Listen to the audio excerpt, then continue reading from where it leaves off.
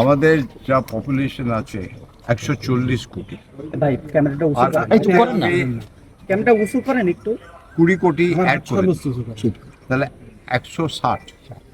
আমি যা এখানটা করতে চাই ওটা 160 অ্যাডেড, এখান থেকে 20 অ্যাড করে দিচ্ছি, তাহলে যা হবে একসঙ্গে হবে। বুঝেছো? আলাদাভাবে আমি ভাবছি, আমার মনে ওইটা ঢুকছে। দেখুন তো হেঁটে চলে এলাম, মনে হচ্ছে না যে আমি বাংলাদেশে। ওইটা দেখতে হলো, তাকে বললো হ্যাঁ আপনি বাংলাদেশের বলুন, এমনি মনেই হচ্ছে না। সবসময় আমি বলি একই আকাশ, একই বাতাস, একই যন্ত্র। তাহলে আমরা মিলে মিশে রিসার্চ সব বললে আমার সব মাথায় আছে, একটা খালি বলে যায় সবাই খুশি হবে। ডেমোক্রেসিতে অনেকবার ইস্যুস থাকে। আপনার একটা বাংলাদেশের স্ট্রং ডেমোক্রেসি, আমাদেরও স্ট্রং ডেমোক্রেসি, দুই ডেমোক্রেসি মিলে গেলে একটা ওয়ার্ল্ড পাওয়ার হয়ে যায়, একটা পুরো ইকোনমিক ওয়ার্ল্ড পাওয়ার হয়ে যায়।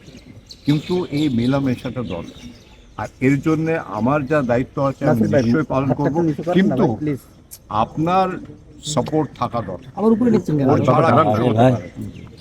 ঠিক আছে তো? কেন কি কমিউনিকেশন আপনারাই করবেন, তাই জন্য আপনাকে আবার শুভেচ্ছা, প্রীতি, ভালোবাসা।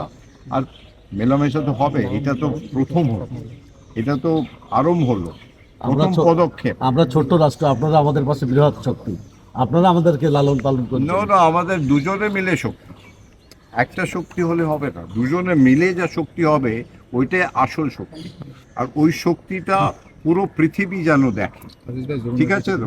কেন কি ইন্ডিয়া আর বাংলাদেশ যা আমাদের ট্যালেন্ট আছে, নেক্সট জেনারেশন যে ছেলে মেয়েদের, যার টেকনোলজির যুগ আছে, আর টেকনোলজির যুগে আমরা ইন্ডিয়া বাংলাদেশ বেস্ট হচ্ছে, পুরো পৃথিবী চালাচ্ছে। ইনোভেশন যা হচ্ছে টেকনোলজি, বাংলাদেশ ইন্ডিয়াই করছে।